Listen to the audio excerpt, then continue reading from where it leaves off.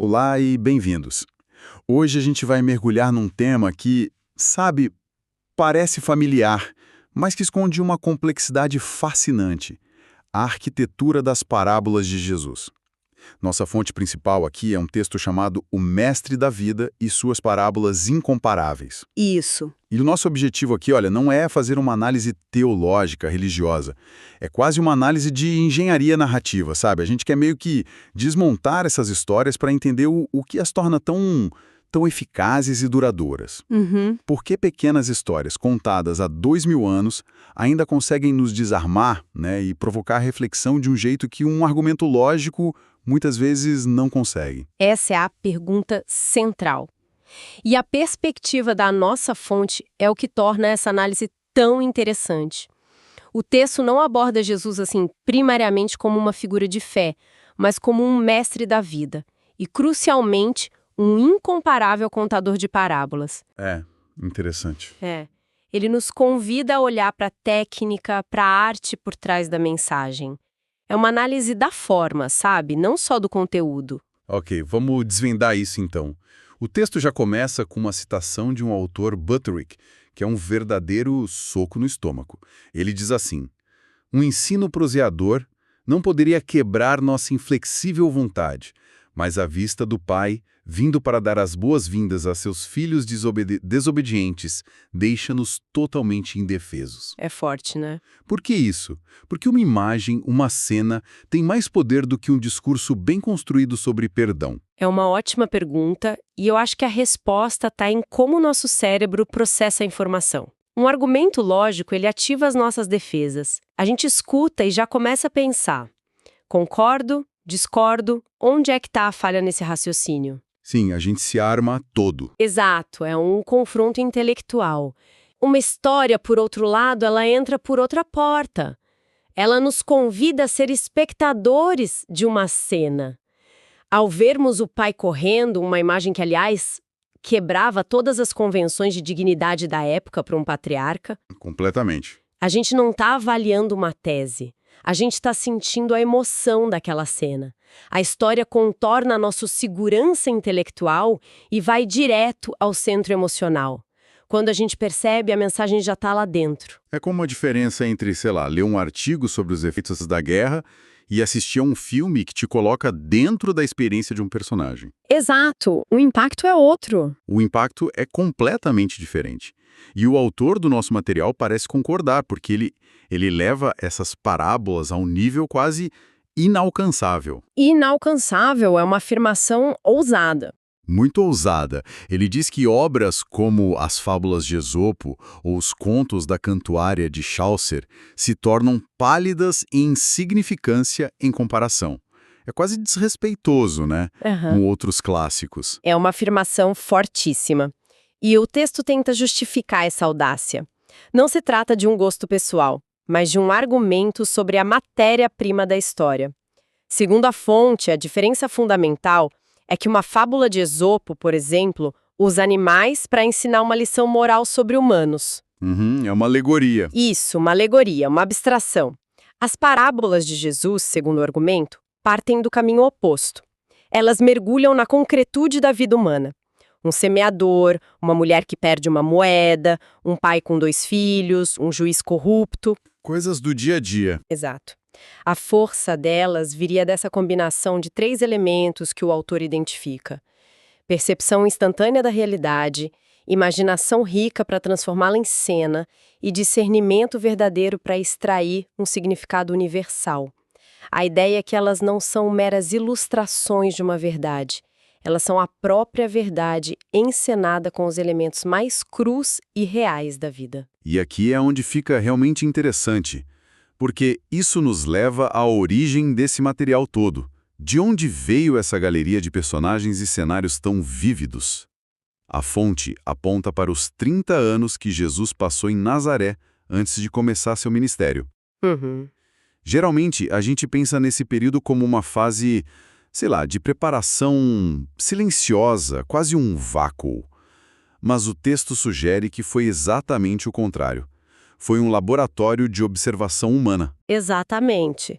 A fonte descreve Nazaré como um lugar que, apesar de pequeno, Era um cruzamento de rotas comerciais. Ali ele teria tido contato com um heterogêneo grupo de personagens e um vivido cenário. Todo tipo de gente. Todo tipo. Soldados romanos, cobradores de impostos, fazendeiros, viúvas, religiosos. Toda a tapeçaria da sociedade da época passava por ali. A ideia é que ele não foi um monge isolado que depois saiu para ensinar teorias. Ele foi um observador profundo da vida cotidiana, por 3 décadas. E essa observação que se tornou a matéria-prima das histórias dele. E a metáfora que o texto usa para isso é poderosa. Diz que essas experiências foram transformadas em narrativas inesquecíveis, cada parábola com linhas tão definidas como uma gravura água forte. Eu gosto dessa imagem. Uma gravura água forte não é um esboço a lápis, né? Não mesmo. É uma técnica que exige precisão, que deixa marcas permanentes, nítidas. O que essa metáfora nos diz sobre o processo de criação dessas histórias? Ela nos diz que não eram improvisos vagos. Sugere um processo de depuração. Sabe, observar a complexidade da vida, identificar um padrão, uma tensão, e depois condensar tudo isso numa história curta, com poucos personagens e um único ponto de virada. Certo. A linha definida da gravura é a ausência de elementos supérfluos. Pensa na parábola do bom samaritano. A gente não sabe o nome de ninguém, não há descrições físicas longas, há apenas o essencial. Um homem ferido, 2 religiosos que o ignoram e um inimigo social que o ajuda. Só o que importa para a história. Cada elemento está lá por uma razão específica, gravado com precisão para causar o máximo impacto. E essa precisão estava a serviço de uma função muito clara. O texto compara as parábolas com as do Antigo Testamento, como aquela que o profeta Natã conta ao rei Davi. Ali, a história funciona como uma armadilha, certo? Perfeitamente. É uma armadilha ética. Natã não acusa Davi diretamente de adultério e assassinato. Ele conta uma história sobre um homem rico que rouba a única ovelha de um homem pobre. Davi, como rei, ouve a história, se enfurece com a injustiça e pronuncia a sentença. Esse homem merece morrer. E aí a ficha cai. E só então Natã revela: esse homem é você. Ao julgar o personagem da história, Davi julgou a si mesmo, sem poder usar o poder dele para se defender. A parábola o forçou a olhar para o próprio ato com a clareza de um estranho. Mas a fonte aponta que com Jesus a coisa era mais complexa. Não era só uma ferramenta para desmascarar a maldade. Tinha uma dupla intenção, quase contraditória. Como é que isso funcionava? Aqui a gente entra num ponto fascinante e controverso. O texto argumenta que as parábolas funcionavam como um filtro. Por um lado, para os discípulos e para aqueles que estavam genuinamente buscando o entendimento, as histórias eram janelas. Jesus frequentemente as explicava em particular, revelando o que ele chamava de os mistérios do reino. Certo, o ensinamento. Isso. A história era um convite para um nível mais profundo de compreensão. Ok, isso faz sentido. É a função de ensinar. Mas e o outro lado? O outro lado é que para os oponentes, os escribas, os fariseus, as mesmas histórias funcionavam como espelhos. Eram tão diretas, tão afiadas, que eles se viam nelas imediatamente. O texto diz que entenderam que era a seu respeito que ele falava. Pensa na parábola dos lavradores maus, que matam os servos e o filho do dono da vinha para ficar com a herança. Sim, é bem direta. As lideranças religiosas da época ouviram aquilo e não tiveram dúvida de que a crítica era para eles. Então a mesma história podia ser 2 coisas ao mesmo tempo. Uma revelação para quem estava aberto e uma confrontação para quem estava fechado. Exatamente, a história não impunha uma conclusão, ela forçava o ouvinte a se posicionar. Falando sobre o volume desse material, a fonte nos dá uma ideia da escala. Fala-se em umas 30 parábolas principais, né? As mais longas e conhecidas. Isso. Mas o texto diz que existem mais de 100 outras figuras de linguagem, pequenas sementes de parábolas. E o mais importante, admite que o que a gente tem registrado é só a ponta do iceberg. O número total é desconhecido. Isso cria um problema prático. Como organizar um material tão vasto e fragmentado? Sim, o desafio é imenso. A primeira tentação, como o texto aponta, seria organizá-las em ordem cronológica para ver uma evolução no ensino. Mas essa é uma tarefa difícil, quase impossível. Os evangelhos não são diários e muitas vezes agrupam as histórias por tema, não por data. Então não dá para saber a ordem. Exato. Não sabemos com certeza quando a maioria delas foi contada. Então, se a cronologia não funciona, qual a alternativa? A alternativa que a fonte propõe e que é bem mais funcional é a organização por temas. E aqui o texto cita uma classificação de um estudioso chamado Pearson, que é extremamente reveladora. Mas antes de detalhar a lista, o interessante é olhar para ela como um todo. O que a escolha dos temas nos diz sobre as prioridades desse ensinamento. Boa pergunta. Geralmente, quando se pensa em ensinamentos religiosos, a gente imagina listas de regras, proibições, doutrinas. Exato. Mas ao olhar para a classificação de Pearson, a gente vê um quadro muito diferente. A esmagadora maioria das parábolas não é sobre regras. Elas se concentram em outras áreas. Por exemplo, segundo a fonte, temos um grande grupo de 9 parábolas sobre responsabilidade e mordomia, como a gente usa o que nos foi dado. Ok. Outro grupo grande, também com 9, é sobre a importância da obediência, mas uma obediência que nasce da compreensão, não do medo. E temos 6 sobre perdão e amor desinteressado. Nossa. Então o foco está muito mais em como viver e como se relacionar do que em o que é proibido. Precisamente. A lista continua. 5 sobre o caráter de Deus tentando responder quem é Deus através de histórias, não de definições. 8 sobre a história e a natureza do reino. Certo. E uma sobre a humildade na relação direta com Deus. O que essa estrutura mostra é que o ensino era centrado em caráter, relacionamentos e responsabilidade. É um currículo para a vida interior, não um código legal. Essa visão da organização já é um insight por si só. E o texto menciona outra forma de classificação, mais estrutural, certo? Sobre as protoparábolas. O que seria isso? Sim, essa é outra camada. Além da classificação temática, a gente pode olhar para a forma.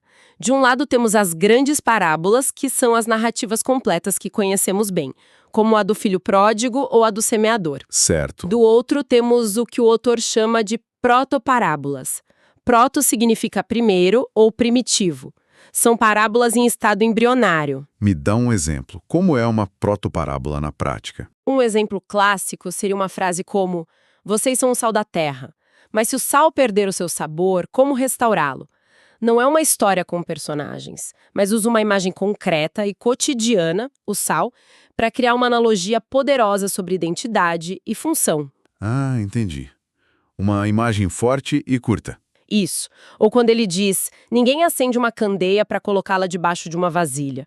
É uma imagem instantânea, uma mini parábola de uma frase só, que carrega um ensinamento completo sobre o propósito da luz, do conhecimento, da fé. São como faíscas de insight que usam a mesma técnica das grandes histórias, mas de forma ultra condensada. Isso me leva a uma das ideias mais provocadoras do texto. A afirmação de que todos os seus milagres contêm um significado parabólico escondido, de modo que as parábolas têm significado mais profundo que o literal. Isso expande o conceito de parábola para além das palavras. Uma ação, uma cura, pode ser uma história. É uma ideia que muda tudo. Sugere que a comunicação dele não era só verbal, era performática. O milagre não era apenas um ato de poder, era uma parábola encenada. Uau! Pense na cura de um cego. No nível literal, é um ato de compaixão que restaura a visão de um homem. Mas no nível parabólico, se torna uma história sobre a cegueira espiritual, sobre a capacidade de ver a verdade. Faz sentido. O ato físico se torna um símbolo de uma realidade interior. A comunicação, portanto, é multinível. Sempre há a camada superficial, a história literal, e a camada profunda, o significado simbólico. E como o ouvinte da época sabia que precisava procurar por esse significado mais profundo? Tinha algum sinal, alguma dica? Sim, a fonte destaca que a própria fórmula introdutória, que aparece com frequência nos evangelhos, propôs-lhes outra parábola dizendo: funcionava como esse sinal. Ah, claro. Cito para a audiência: atenção, o que vou dizer agora não é apenas o que parece ser. Ativem a mente simbólica. Procurem o sentido oculto. A história se tornava uma porta, e essa frase era a chave que convidava as pessoas a abri-la e explorar o que havia do outro lado. Então, o que tudo isso significa? Se a gente amarrar todas essas pontas, o que essa análise nos mostra é que as parábolas são muito mais do que simples histórias com uma moral no final, né? Muito mais. Elas são peças de tecnologia narrativa altamente sofisticadas.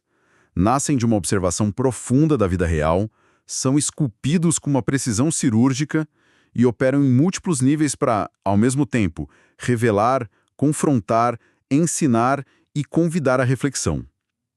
E entender a organização temática delas é como ter acesso à planta baixa desse projeto pedagógico. Exatamente. E isso nos leva a uma reflexão final, que a própria fonte inspira. O texto encerra com um lamento daquele mesmo autor do início, o Butterick. Ele escreve assim: se pudéssemos apenas ter ouvido as narrativas que fez no crepúsculo da Síria para as criancinhas na casa de Maria... É uma imagem bonita. É uma imagem muito bonita, que evoca um contexto totalmente diferente daquele das controvérsias públicas. Um ambiente íntimo, talvez com histórias mais simples, mais lúdicas. E isso levanta uma questão, né? Levanta uma questão fundamental. Considerando que as parábolas que chegaram até nós foram registradas décadas depois, por comunidades específicas com propósitos teológicos, polêmicos, didáticos, muito claros para um público adulto, como a forma e a mensagem dessas histórias poderiam ter sido diferentes naquelas conversas informais e não registradas, como as que o Butterick imagina. O que se perde, o que se ganha como uma história oral fluida, contada por um público específico, no momento específico, é transformada num texto canônico, fixado para a posteridade. É algo para se pensar. Olá e bem-vindos! Hoje a gente vai mergulhar num universo de histórias que, olha, praticamente todo mundo já ouviu falar, mas que talvez escondam muito mais do que aparentam. As parábolas de Jesus. Exato. Elas não são só, contos para crianças. Eram a principal ferramenta de ensino de uma das figuras mais transformadoras da história. Sem dúvida. Para guiar a gente nessa conversa, temos aqui trechos de As Parábolas de Cristo, Fonte de Ensino e Vida. É um livro que vai bem fundo na aplicação e na profundidade dessas narrativas. Um material riquíssimo. E a nossa missão aqui é entender por que esse método de contar histórias era tão genial.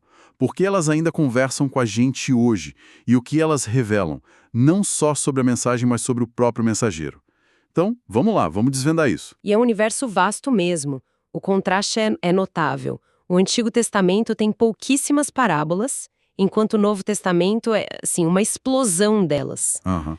A gente geralmente foca em umas 30 mais famosas, mas o material que a gente tem sugere que quase todo o ensino de Jesus era parabólico. Quase todo. Sim, ele tinha uma habilidade fora do comum para a linguagem figurada. Chega a ponto de a Bíblia dizer que sem parábolas não lhes falava.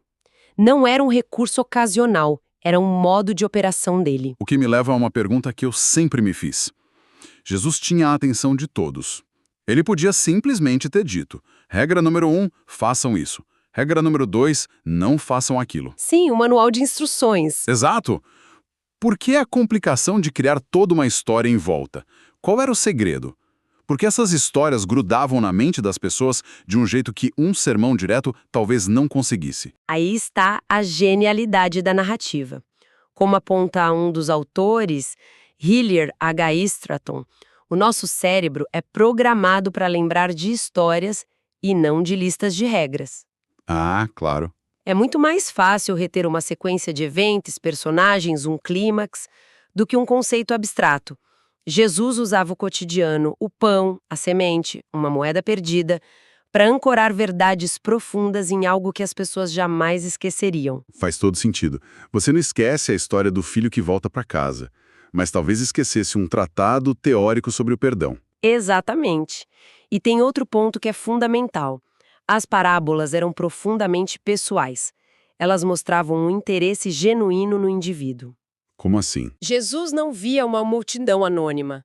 Ele via pessoas, com suas ambições, seus medos, suas tentações. Cada história refletia a vida delas. Seja um fazendeiro, uma dona de casa, um juiz corrupto, as pessoas se viam ali.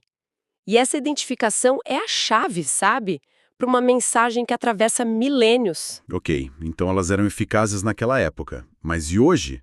O material defende com muita convicção que essas histórias antigas são, de alguma forma, super atuais. Sim, e tem uma citação de George A. Butterick que resume isso de uma forma bem provocadora. Ele diz: As parábolas são mais recentes que as notícias dos jornais. Espera aí, isso não é um pouco de exagero? Como uma história sobre agricultura de 2000 anos atrás pode ser mais relevante que uma análise sobre, sei lá, inteligência artificial ou as crises geopolíticas de hoje? É uma ótima provocação. E a lógica de Buttrick é a seguinte: os jornais tratam do que é passageiro. Certo. A tecnologia de hoje vai ser obsoleta amanhã. A crise política desta semana vai ser substituída pela da próxima. As parábolas, por outro lado, elas lidam com o software humano, com as verdades eternas que não mudam. Ganância, perdão, inveja. Isso. Esperança, justiça. Elas seriam o padrão pelo qual a gente pode julgar todas essas notícias que passam. Entendi a lógica. As notícias descrevem o sintoma, as parábolas descrevem a condição humana. E o material dá exemplos concretos de como isso se aplica. Vários. Por exemplo, a nossa visão sobre o mundo hoje. A gente vive numa era de ansiedade, de pessimismo. Sim. As parábolas do semeador ou do trigo e do joio validam isso. Elas mostram que nem todo esforço dá fruto, que o mal coexiste com o bem. Elas não oferecem um otimismo ingênuo. Mas também não ficam só no pessimismo, certo? De jeito nenhum. Em contraponto, você tem as parábolas do tesouro escondido e da pérola de grande valor. Elas falam de uma alegria explosiva, de encontrar algo tão valioso que todo o resto perde a importância. É um convite a um otimismo radical, entende? Baseado no valor daquilo que se busca. Elas nos dão uma estrutura para pensar nos altos e baixos, então. Exatamente. E sobre problemas mais práticos, sociais. Também, a parábola do bom samaritano é um ensaio completo sobre responsabilidade social. Quem é o meu próximo? Uma pergunta que ainda é super relevante. E a história responde: é qualquer um que precise da sua ajuda, independentemente de religião, nacionalidade. É uma resposta que desmonta qualquer tribalismo. E até em finanças e trabalho. A parábola dos talentos é uma aula sobre gestão de recursos e risco. A dos trabalhadores na vinha questiona a nossa noção de mérito e justiça salarial. Nossa, essa é polêmica até hoje. Muito. E a figura do irmão do filho pródigo. Aquilo é um estudo de caso sobre inveja, ressentimento, a dificuldade de aceitar a graça, que poderia estar em qualquer sessão de terapia familiar hoje. Essa ideia de persistência na oração, que a gente vê em algumas delas, me faz pensar. Não é uma atitude passiva. E isso se conecta com outro tema que o material aborda com muita força: o serviço, a ação no mundo. Não é um chamado genérico, né? Parece bem específico. Sim, e os detalhes são a parte mais interessante. As parábolas desenham um mapa completo do que seria esse serviço, onde ele acontece.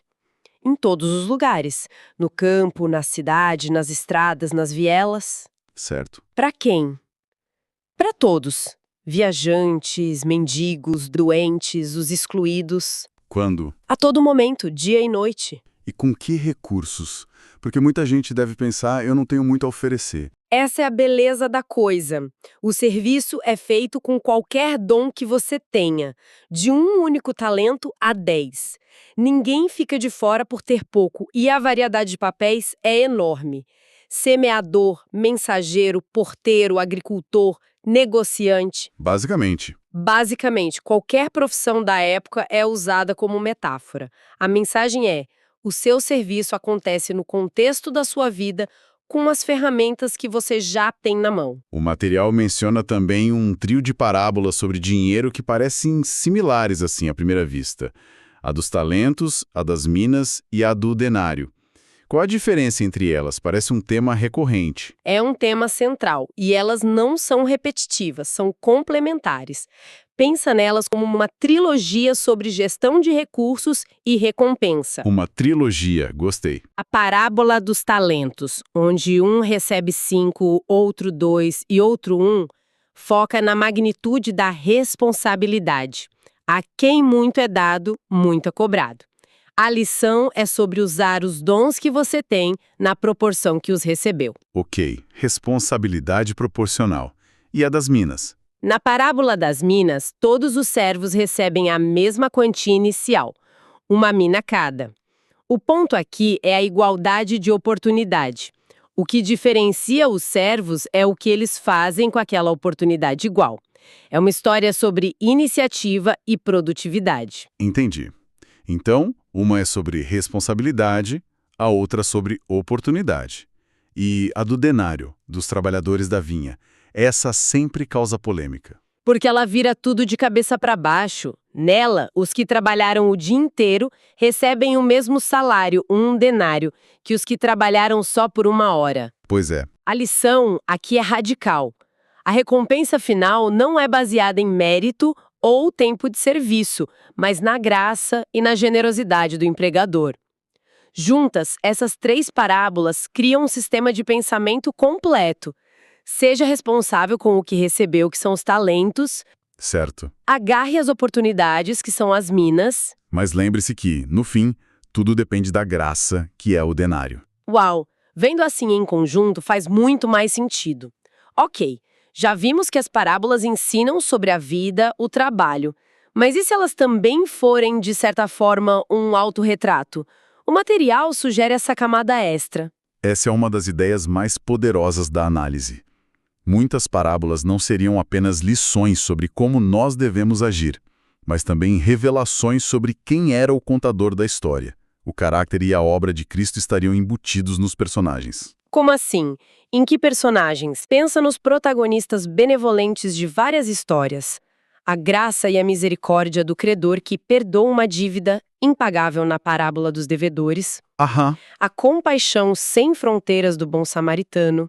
A paciência incansável do pastor que deixa as 99 ovelhas para buscar uma única perdida. A do filho pródigo. O amor incondicional do pai que corre para abraçar o filho pródigo.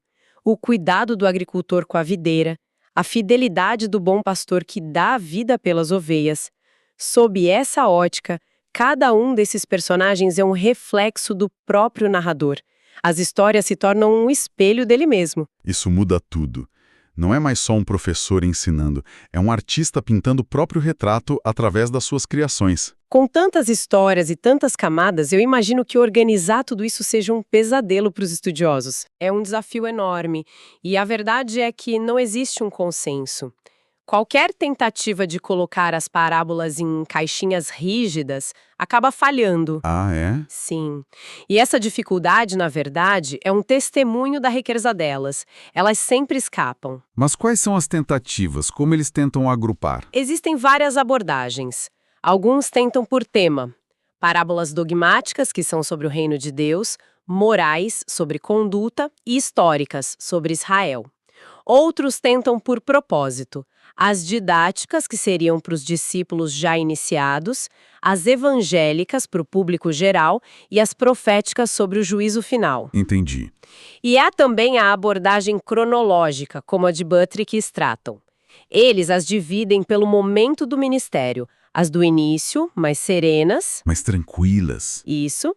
As do final, mais confrontadoras, e as da Semana da Paixão, que são as mais sombrias e urgentes. O que me parece é que a dificuldade em classificar só prova que elas não têm uma única função, né? Uma mesma história pode ser sobre o reino, sobre moral e sobre o juízo, tudo ao mesmo tempo. Exatamente. A análise que a gente tem em mãos usa uma frase ótima sobre isso.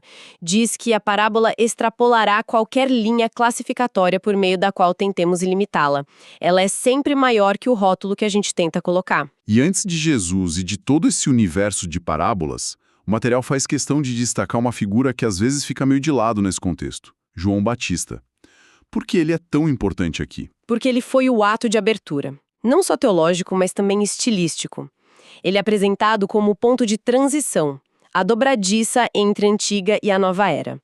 Foi ele quem primeiro proclamou de forma clara doutrinas que se tornariam centrais, como a divindade de Cristo, a necessidade de arrependimento, a redenção E a conexão com as parábolas. A conexão é que ele já fazia isso usando uma linguagem parabólica e imagética muito forte. Ele preparou o terreno para o método de Jesus. Ah, interessante. Quando João Batista falava do machado posto à raiz das árvores, ou da pá em sua mão para limpar a eira e separar o trigo da palha, ele já estava sintonizando os ouvidos do povo para esse tipo de comunicação. Ele foi a voz no deserto que já falava por meio de metáforas poderosas. Então, depois de analisar as parábolas como ferramentas de ensino, como guias para a vida e até como um retrato do próprio Cristo, qual é a grande conclusão? O que fica de mais prático? No final, a grande sacada é muito prática. A maneira mais poderosa de se relacionar com as parábolas não é tratá-las como um quebra-cabeça teológico para ser decifrado, Mas sim, mas sim como um espelho. Elas não são primariamente para análise acadêmica, mas para autoavaliação.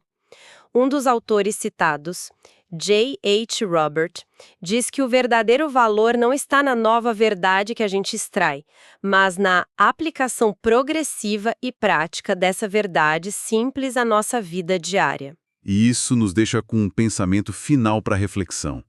O material sugere que, ao ler uma parábola, a pergunta mais valiosa talvez não seja o que isso significa, mas sim quem sou eu nessa história. Exato. Sou o semeador, um dos 4 tipos de solo? Sou o irmão mais velho invejoso ou o filho que se arrepende? O servo fiel ou infiel? Em vez de apenas decodificar a mensagem de longe, esse verdadeiro desafio for encontrar o próprio reflexo nela.